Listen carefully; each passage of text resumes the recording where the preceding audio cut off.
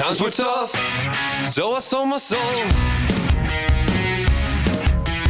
I don't think I'll ever regain control. Devil looked me in the eye, now I look the other way. What else could I do? I just stared at the doorway and knew I'd rather be drunk with you.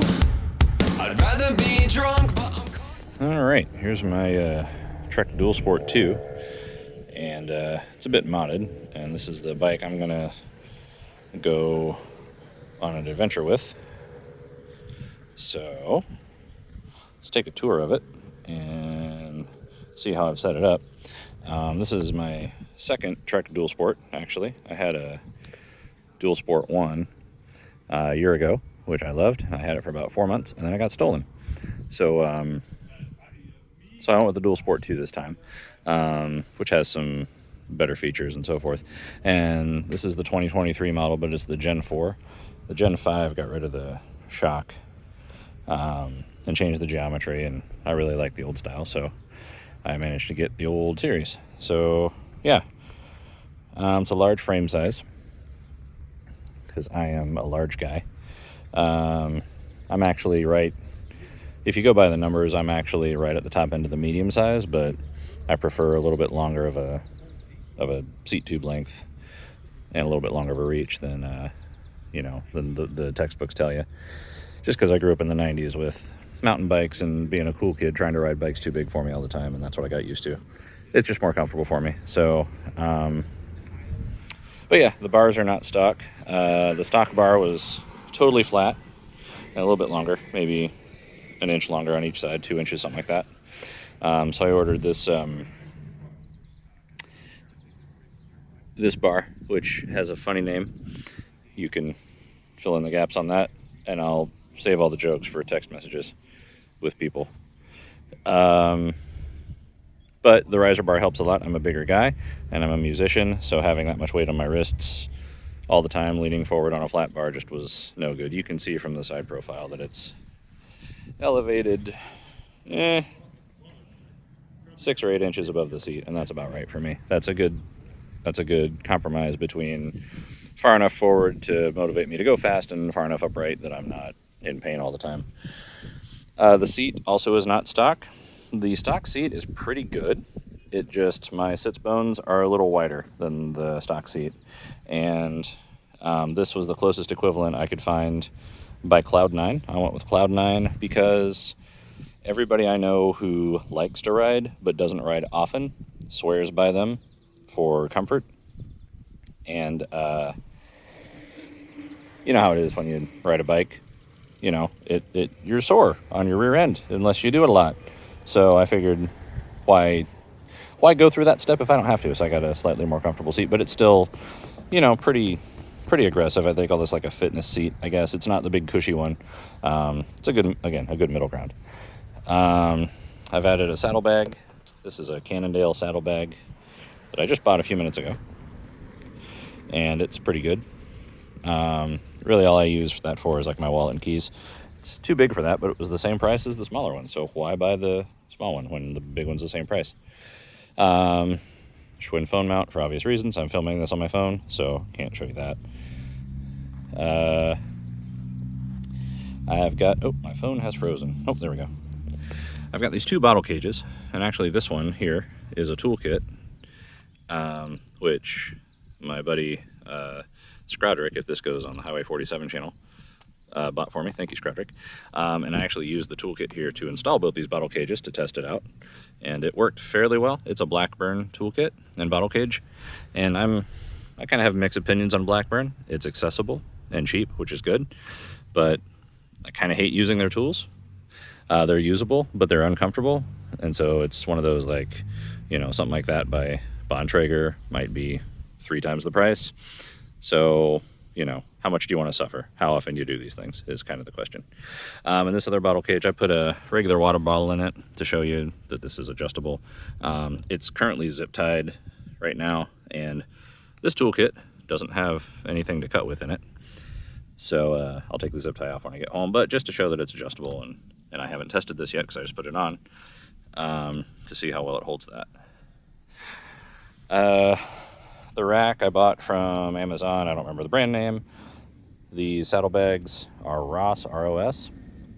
They are massive, and there's actually a third component that goes up here on top that bubbles in here on these, which I'm going to use for clothes, because in 2 days I'm going to go take a ferry across Lake Michigan and spend, I was going to say 24 hours, but it's actually 29 hours in Wisconsin with only what I can carry on my bike, just because I've never done anything like that before. I love to travel, but I'm usually a car and hotel kind of guy. So I'm going to be a bike and hotel kind of guy, and that's why I'm prepping this up to travel. But it's all ready to go at this point. Oh, the other two mods, which are really minor, I bought some special stickers for my chains dizzy. Yeah, cheap stickers, and they suck, but you know, hopefully they'll keep some rocks and stuff off of the down tube and then the chainstay. And also I got these these different valve stem covers, which you can see that number 44. These are pressure gauges, and it's green. That means I have at least 44 psi in those tires, which is what I want. I usually run about 45 to 50. These are 700C by 40,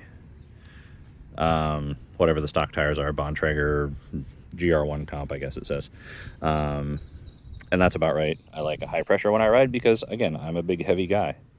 And yeah, the Dual Sport 2 has a couple of advantages over the Dual Sport 1. It's only $100 more, and for that you get hydraulic brakes instead of manual. You get a 2x9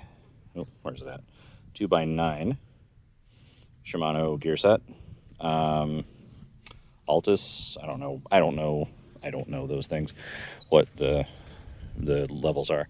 And then you get a shock on the one, but on the two it has a lockout. And I like the lockout because, again, heavy guy, wrists that I need to protect. So when I'm riding on something rough, even rough pavement, but gravel or whatever, even while I'm riding, I just reach down and twist that open. It's currently open. And then when I'm on smooth pavement and I want to go faster and smoother, lock it right out, and it's like I have a fixed suspension. So yeah, 650-ish for the Dual Sport 1, which has a 2x8 and manual brakes and no lockout, or 750 for the Dual Sport 2 that has those things. You would spend way more than that just upgrading those parts to get the Dual Sport 1 to the Dual Sport 2 level. So all in all, on this bike, I bought it for $750. And I've got, let's see, about 40 for the pannier bags, saddlebags, whatever you want to call them. Another 30 or 40 for the racks. That's about 70. Those, I don't know how much the toolkit bottle cage was. I'm going to say 15. So we'll call that 85. The other bottle cage was 20, so 105. New handlebars were 30, 135. This thing was about 15. Call that 150. And these grips that I had to get special because the bars were a little too short were another 10. So 160. So I've got just over $900 in this bicycle. And yeah, it suits my needs perfectly. And I'm gonna take it for a shakedown right now. This is about a 4-mile trail that I'm next to here, and it goes in a loop, and there's all sorts of different surfaces. There's curves, there's straights, there's flats, there's hills, there's wooden boardwalks, there's gravel, there's paved sections, there's bridges, all in 4 miles. It's a perfect test loop for the bike, and I will report back after that is done. Okay, well, I've made it around the lake, plus a little bit, because like all people who ride bikes around on trails, I use Strava, and there's a segment, and I'm not exactly sure where the segment starts or ends, so I always overlap by a quarter of a mile or so. But my sort of current training goal is the counterclockwise loop, so that direction. And I am proud to say that even with the added weight of the pannier bags, which I loaded down, I put about a gallon of water and 2 big heavy-duty bike locks and some spare tubes and stuff in there. I set a personal best on that, 3.94 miles in 17 minutes and I think it was 24. Yeah, 17 minutes, 24 seconds. That's what it was. An average speed of 13.6 miles an hour, which is awfully good for a dual sport mountain gravel bike, and B, a guy pushing 40 who wears 3XL t-shirts and, you know, didn't ever do any serious exercise till his 30s and really doesn't follow a diet. So I'm pretty happy with that.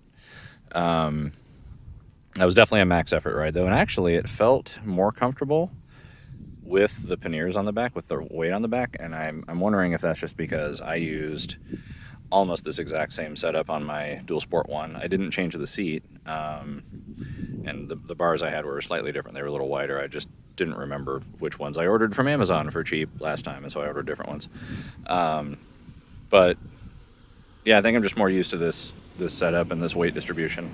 Felt a lot more nimble. I was able to weave around stuff, and there were plenty of people walking the trail today, and I was able to kind of zip around them without scaring anybody. That's important to me, that I don't make anybody feel uncomfortable. Anyway, point is, I wouldn't change a thing about this setup except for maybe slightly wider bars, and that's really only just because I had to use shorter grips, because the actual end of the bar is, you know, not very long. It's like it's just as wide as my fist, no longer. So yeah, I'm happy with that. If this ends up getting uploaded into a video, then the next part will probably be a discussion about my plan for my big day in Wisconsin. So there you are. Well, good morning. It is Monday morning, and it's about 8:45 in the morning. And if you are observant, you might notice a couple things about what you're seeing right now. First of all is that you're not seeing a big coal-fired steam ferry that I would be about to board and head for Wisconsin. And the second thing is that bridge is pretty iconic, and also it does not lead to Wisconsin. What you're looking at there is the Mackinac Bridge, which connects Mackinac City, Michigan to St. Ignace, Michigan. You can see St. Ignace over there if you look carefully. There's a city there, I promise. I'll zoom in a little bit.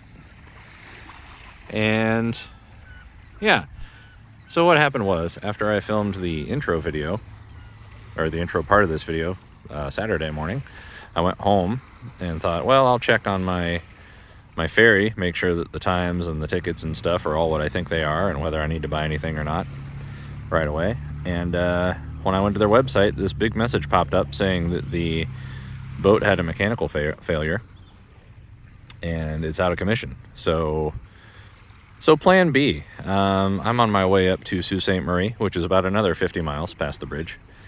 And I'm going to park my car in the United States here in Michigan. And I'm going to bike to Canada and spend a day in Sault Ste. Marie, Ontario, Canada.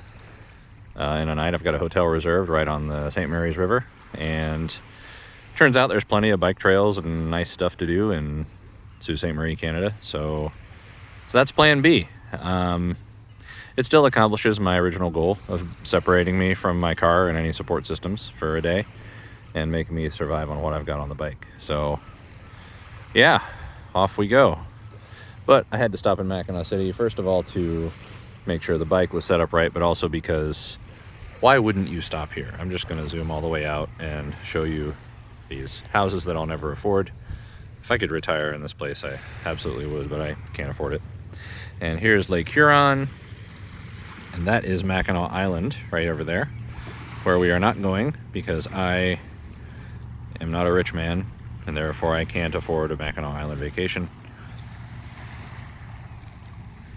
But yeah, it's beautiful. It's about 65 degrees this morning at 8:30 in late July, which if you're from southerly parts of the country like me is incredible.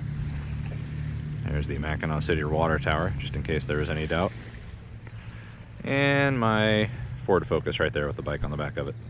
So I'll see ya when I leave the car behind. All right, well, this is where the journey begins. This is a Meijer parking lot, as you can see, in Sault Ste. Marie, Michigan. I'm standing over at the gas station. There's always a gas station at Meijer. And as you can see, part of this lot is a Michigan Department of Transportation public carpool, designated whatever, parking lot. And according to the MDOT website, you can leave a car for as long as you want. There are no restrictions, but they might mark and tow it after 48 hours. I don't plan to be any longer than about 30 hours, so I'll be fine. I'm also noticing that I'm not very far forward in the space. I should pull forward, which I will in a minute. But I'm also going to run inside the big Meijer and check again to see if they have a bell for my bike, because I don't want to risk a $110 fine for not having a bell on my bike. I don't know. Canada's weird. But every other store I've been to, including I stopped at another Meijer on the way up here, didn't have any bells in stock. They only had those big clown horns, and I am a grown man, and I don't want a clown horn on my bicycle. So, yeah, best of luck. All right, here's where the nervousness starts. I'm all packed up, I'm set, I'm ready. Unfortunately, Meijer did not have any bells here either. It's the third Meijer in a row in 200 miles that don't have a bell. So I got a horn, and instead of using the sharp steel mounting bracket, I just zip tied it on. I guarantee you, first place I encounter that has a bell in Canada, I'm buying that bell, and that horn's going straight in the trash. But anyway, it'll keep me legal and it'll save me a ticket. So yeah, the car is closed, put the rack inside. I'm good to park. And this is the ceremonial locking of the door. Once I have locked it, I cannot enter the car for 24 hours. It is currently, let's see, 10:30 in the morning. So 10:30 a.m. tomorrow is the soonest I am able to open my car and get in it, or get anything out of it for that matter, unless there's a serious emergency. So yeah, here we go. Here's the key fob. And she's locked. Next stop is Canada. I've got to cross Interstate 75 on an overpass. It's going to be about half a mile of sort of shopping center, retail, strode traffic, which I'm not looking forward to, but that'll be a good primer for the bridge. And then I can take a bike path into the town of Sault Ste. Marie and over that way into Canada. Off we go.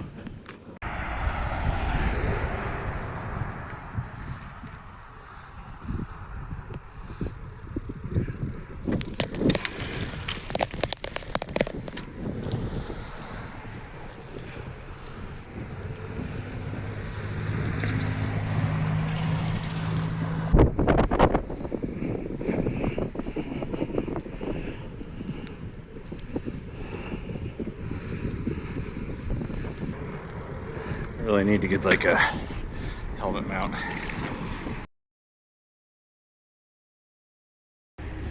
All right, well, good news. That was actually closer than I thought it was. I thought it was 6 miles away, and it was like 3, so I'm still fresh. 6 miles is enough for me to want a breather, but 3 miles I feel fine. I've just parked behind this university building here, just so I can take a look at the toll booth for the International Bridge, which is right there. What I'm gonna have to do is, I don't know how well you can see that. I'm playing with Zoom, sorry about that. I'm gonna have to come down there, and then there's an on-ramp to what is the end of I-75, but since it's not actually I-75, bikes are legal, and then go through there. And it looks like one lane's open and there's basically no traffic. This is the part that I'm legitimately afraid of, but no pain, no gain. So I'm gonna gird my loins and summon up my courage and go for it. And while I'm at it, check out that view. That's over in Canada. There's a lot of like mining and refining and stuff on the Canadian side. So, all right, stalling longer is not gonna help. So here we go.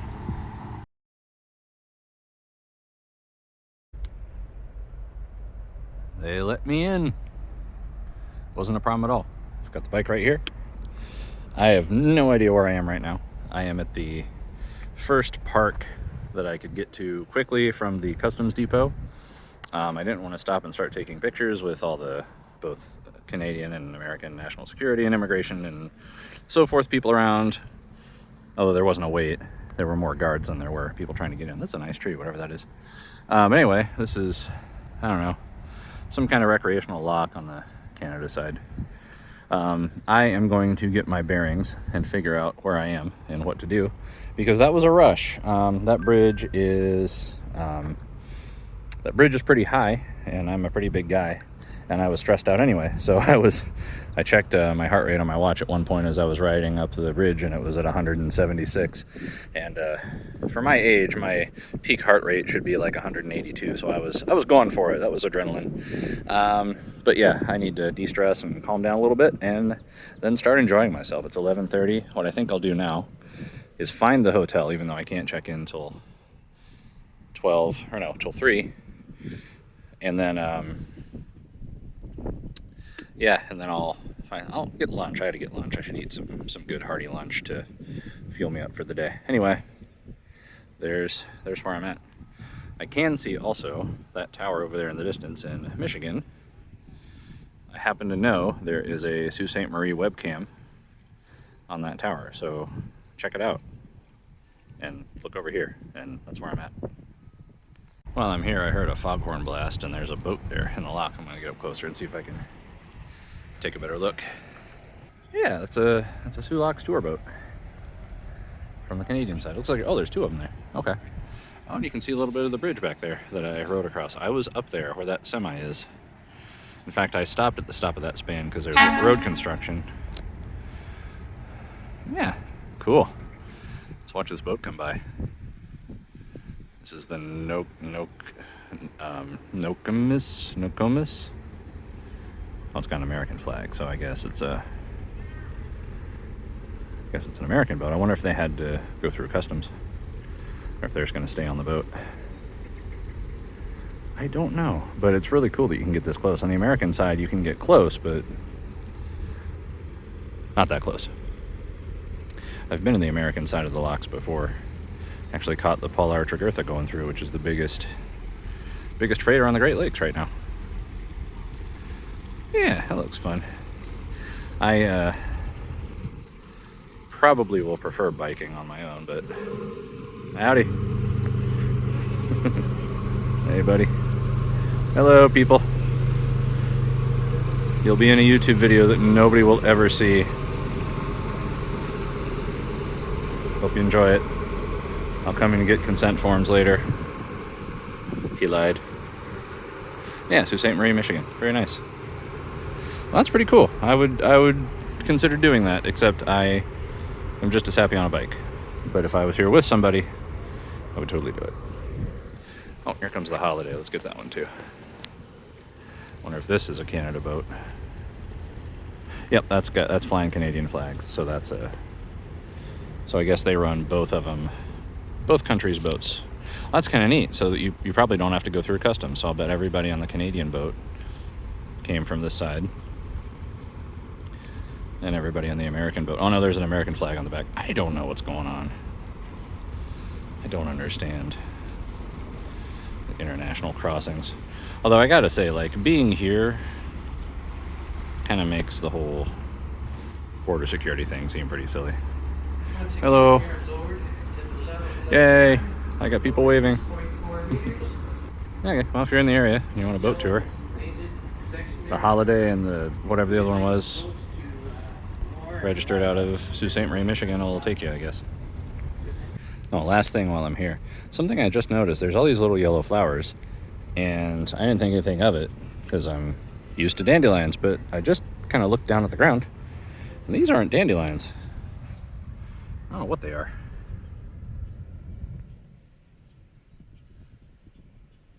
So if you know what kind of flowers these are, put a message in the comments. Well, there's the place. That was no problem.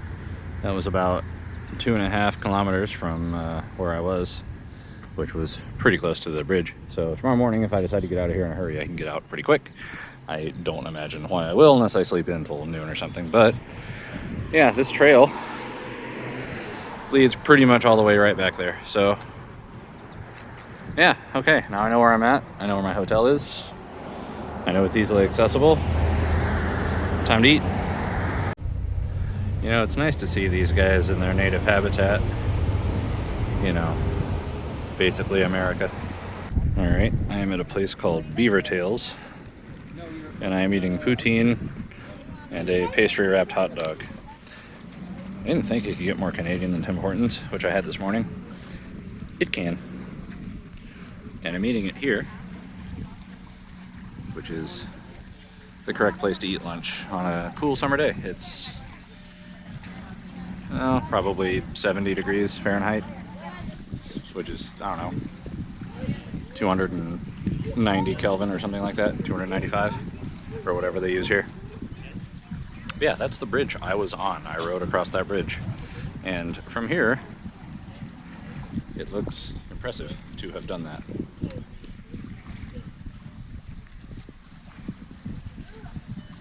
Long Bridge. The American locks are right over there. The other side of that building is where you can watch ships go through. And the St. Mary's River right here is a little choppy, which is the way open water ought to look. So I'm pretty happy. It's about 12:30 and I should have got here earlier, so I could have enjoyed this longer, but I left at 6 a.m., so there we are. So one of the first things I noticed is sort of a monument in town as soon as I crossed the border was an American space shuttle with a flag on it and everything. That seemed a little weird, but I guess there's a lady from here who was the first Canadian astronaut, female astronaut. So that's pretty cool. And also because this is Canada, watch out for falling snow from the tent. For perspective, that's the tent. And this is going to be a vertical video and you're going to hate that, but deal with it. Well, I did the smart thing and went to the visitor center, which has maps and literature and nice people who know what's in town and how to find it. My next big goal before I go check into the hotel is the hub trail, which is not signed all that well, but this packet here has every segment of it, and that's awesome. I think I'm going to basically go in reverse order. This is also a list of every restaurant along that trail. I mean, this couldn't get easier if I, if I lived here, basically. But yeah, so that'll be cool. I'm going to study this map a bit and then start riding around town. Okay, this is a good spot for a breather. I'm not sure exactly how far I've gone. I think the 0 mile post is 22.5K, and this is 16.5. And I'm counting down. But I didn't start at the 0 mile post. Technically I started at the hotel, but I really started riding in earnest at the visitor center, which is maybe 1 or 2K. Well, I can tell how far away it is. Yeah, I know how far I've gone because it says right here, Ontario travel, 4.6K. So I've gone 4.6 kilometers, which is, that's about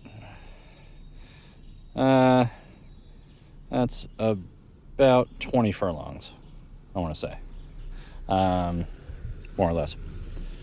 But I needed to catch my breath because there was a lot of climbing, and I'm very glad I brought a dual sport bike, both because it's fairly light as bikes go, that it can support my weight, but also because this is a fairly tricky and fairly rough trail. This is an old trail, and a lot of it has not been resurfaced. This part's pretty nice, but a lot of the parts that go along parallel to streets have probably never been resurfaced.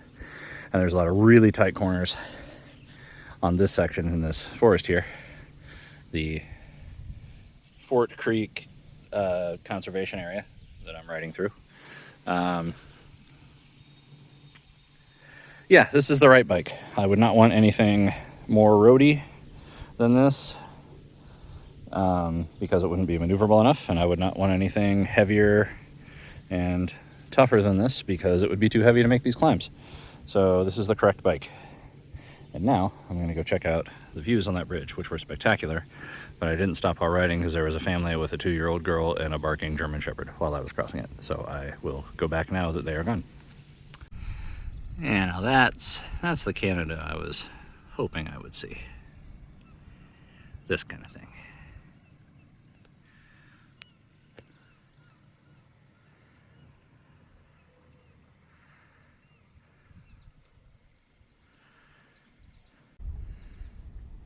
This is where we overdub William Shatner performing "O Canada."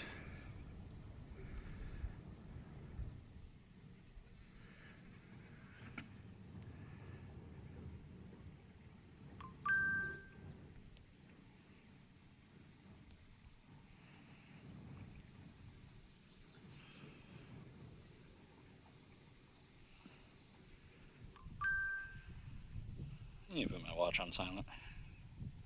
That's Vomit, by the way, sending messages. Hi, Vomit. I love being on bridges where I'm more or less even with the tops of the trees next to the bridge. It's just kind of a nice place to be. Like, I never get to see trees face to face, you know? Ooh, we got some ducks. Let's see if I can see those ducks. I think they're ducks. Yeah, there's ducks. Quacky.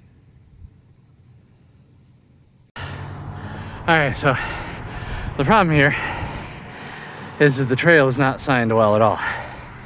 What happens is I came from that way, right? And it comes up here. And then that looks like a trail. And I can't turn around that way, so I'm holding the bike. But that way, right? And then this also looks like a trail. So which one is it? There's not a single sign. I figured, you know, they'd tell you if the trail turned. So I went that way.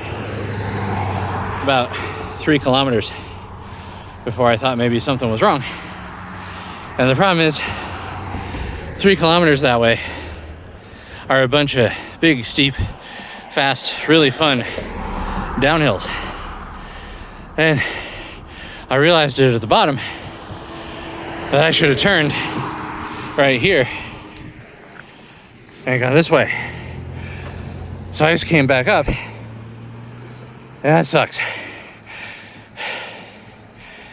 So, Sault Ste. Marie, Ontario, I love your city, but please put up more signs on your bike trail. It's a nice trail, but put up more signs, please. See, and then like this here, like from 10 feet away, I can read that. It says cyclists use Northern Avenue to Pine Street. But like, I don't know if this is Northern Avenue. Like, there's one sign there. There's a sign here I can't read. There's none over there. I know the cross street is Willow.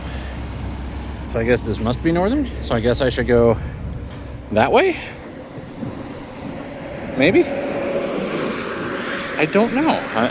It's a good thing I stopped at the visitor center and grabbed a map, because I have no idea where I'm going. Okay, the map says I go that way, and then according to the map, the road ends and the trail continues around kind of in a loop, which I assume is eventually Pine Street. Maybe. I don't know. I mean, one should not seek adventure and then complain when one finds it. So it is still fun, and I'm having a great time. My legs are kind of tired. I would like a shady park bench at which to eat some snacks and get some sugar back into my veins to make my legs work. But I am halfway through the trail at this point, so that's good. Hopefully it's all downhill. Again, I was supposed to go that way at the light. Supposed to go that way. No signage. I was coming toward the camera, and I just crossed at that light, and then suddenly it didn't look like a trail anymore, and that's the only way I knew until I checked the map. Really, they gotta get this figured out, man. It's a good trail, except you don't know where to go. Okay, I need a break. I don't know what giant tiger is, but I'm gonna find out. So something that I always find interesting about Canada is you can still find stuff for under $1, even the dollar is worth less. That Parade bracelet there was 75 cents Canadian, and those M&Ms were 87. I also got me some Gatorades and some Guru drinks. Review of that coming up this evening. So now time to figure out how to get all this in there, and then off we go. Okay, seriously, I came from that way, and do I go here? Or do I go there? There's no signs. There's a trash can. Like, you guys, come on. You gotta do better than this. All right, I made it to my hotel, and it's small, actually, this room. I mean, I got the single double bed, or the single queen size, because I'm just me, but also because it was ground floor. But bicycle for scale, and I'll zoom into non-fisheye mode to show you that it's pretty small in here. But all is well. I do have the huge bathroom. I have the handicap bathroom, so it is currently 20 degrees Celsius in here, which is, I don't know, well, it'd be 293 Kelvin, so that's pretty comfortable. I'm going to catch my breath and drink some water and drink some Gatorade, and then I'll check back in. It is a few minutes after 4, and that ride took me forever, but a full debrief is coming.